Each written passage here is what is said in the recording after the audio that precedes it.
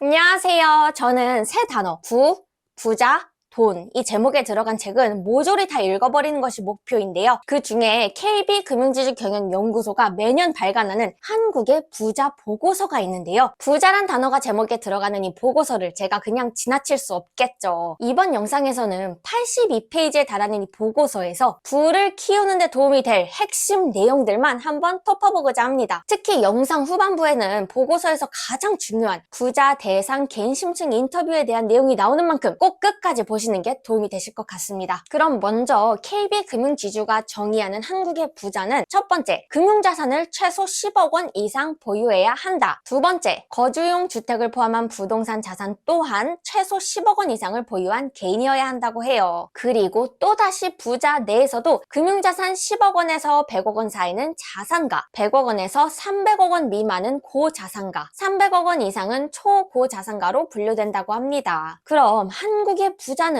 도대체 몇 명일까 궁금한데요. 2011년 13만 명이었던 한국 부자는 2025년 47만 6천 명으로 3배 이상 늘면서 매년 10%가량의 증가율을 보였다고 해요. 그리고 지난 15년간 한국 부자가 부를 이룬 원천은 과거의 부동산 투자와 상속, 증여 중심에서 사업소득과 근로소득, 금융투자 이익으로 다변화하는 추세를 보이고 있다고 해요. 그리고 너무 중요한 부분이죠. 부자가 꼽은 성공적인 자산 관리를 위한 지혜 1순위는 경제와 투자 환경이 갈수록 복잡해지는 상황에서 지속적으로 금융 지식을 습득해야 한다는 것이었다고 해요. 이게 바로 제이노츠 채널을 구독해야 하는 또 하나의 이유겠죠. 그럼 한국의 부자가, 그러니까 그들이 생각하는 부자의 자산 기준은 또 얼마인지 궁금한데요. 한국 부자들은 부자라면 총 자산으로 얼마가 있어야 한다고 생각하십니까? 라는 질문에 2016년, 2019년, 2020년을 제외하고 모두 100억 원으로 답하면서 대표성 있는 한 개의 숫자로 100억 원을 꼽았다고 해요. 이는 현재 보유하고 있는 총 자산 규모가 100억 원 미만의 부자도, 또 100억 원 이상을 보유한 부자도 다 총자산 100억 원을 기준 자산 규모로 꼽은 경우가 많았다고 합니다. 그리고 흥미로운 점은 실제로 이분들께 나는 부자라고 생각한다라는 의견에 동의하는가 라고 물었을 때 총 자산 100억 원 이상의 부자는 4분의 3 정도가 동의한다고 답하며 스스로 부자라고 자각하는 비중이 높았다고 합니다. 하지만 나머지 4분의 1은 아직도 스스로 부자가 아니라고 답하며 자산 축적의 필요성을 언급했다고 합니다. 한국 부자가 전하는 부자가 되는 방법인 자산 관리 팁도 중요한데요. 자산 관리 팁 1위는 장기적인 투자 전략을 세울 것으로 한 방을 기대하기보다 장기적인 관점에서 부를 축적해 나가는 것이 중요하다는 조언이었다고 해요. 다음은 과도한 투자나 레버리지 등 무리한 욕심을 내지 말 것이었다고 합니다. 여기까지 제 영상이 도움이 되셨다면 좋아요, 구독 부탁드립니다. 다음으로 또 중요한 것이 부자들을 대상으로 한 개인 심층 인터뷰인데요. 먼저 금융자산 70억 원을 가진 한 60대 남성분께서는 수익을 1에서 10으로 나눈다면 9에서 10은 절대 선택하지 말고 중간인 4에서 5를 선택하고 세상에 공짜는 부모님을 빼고 없다고 주변에도 이야기한다는 답변을 했다고 합니다. 실제로 투자 필독서인 돈의 심리학의 저자로 유명한 모건 하우젤도 복리의 원리는 큰 수익률에 의존하지 않으며 그저 썩 괜찮은 수익률이 중단 없이 최대한 오랫동안 유지되기만 하면 결국엔 승리할 것이다 라고 했죠. 이것이 저도 꾸준히 장기적으로 우상향하며 연평균 10%의 수익률을 가져다주는 S&P 500 ETF에 투자하는 것은 필수라고 생각하는 이유이고요. 다음으로 또한 금융자산 10억 원을 보유한 40대 남성분께서는 젊은 나이부터 투자를 빨리 시작할 것을 제안하며 현재를 즐기기보다 그 돈을 아껴 1억에서 2억만 모아도 자산을 불릴 기회가 생긴다며 월급을 아낄 것을 강조했다고 해요. 다른 금융자산 10억 원을 가진 40대 여성분께서는 티끌은 모아도 티끌인 것 같지만 그 티끌로 뭐라도 해보고 기본적인 생활도 바꿔올 필요가 있다며 어느 정도 돈이 생길 때까지 노력하는 것이 필요하다는 말씀을 남겼다고 합니다. 그럼 부자들은 어떻게 경제와 금융 지식을 습득하는지가 그 방법이 궁금한데요. 저는 이 부분이 정말 인상적이었는데요. 금융자산 70억 원을 보유한 60대 남성분께서는 평일에는 아침 6시에 일어나 2시간에서 3시간 동안 경제지와 일간지를 보고 인터넷으로 1시간 정도 해외 경제를 찾아본다고 답했다고 합니다. 특히 우물한 개구리가 되면 안 되겠다는 생각에 이 루틴을 20년 정도 해오고 있다고 해요. 또 많은 분들은 부자들은 인생에서 돈을 가장 중시할 것이라고 흔히 생각하잖아요. 근데 금융자산 30억 원을 가진 60대 여성분께서는 돈보다는 인품이 중요하고 남을 속이면 안 되고 선하게 살아야 하며 돈이 있어도 인품이 없으면 무슨 소용이 있냐며 이를 본인의 자식들에게도 당부했다며 인품의 중요성을 강조했다고 합니다. 다른 금융자산 70억 원의 60대 남성분께서는 부자치고 시간 약속 안 지키는 사람이 없다는 말처럼 두 가지 약속으로 시간 약속과 돈 약속을 지키는 것의 중요성을 강조했다고 해요. 이렇게 오늘은 부자 보고서를 공부하는 시간을 가졌는데요. 배울 점이 정말 많았던 것 같습니다. 오늘도 영상 봐주셔서 감사드리고 영상이 도움이 되셨다면 좋아요, 구독 부탁드립니다. 그럼 빠이빠이.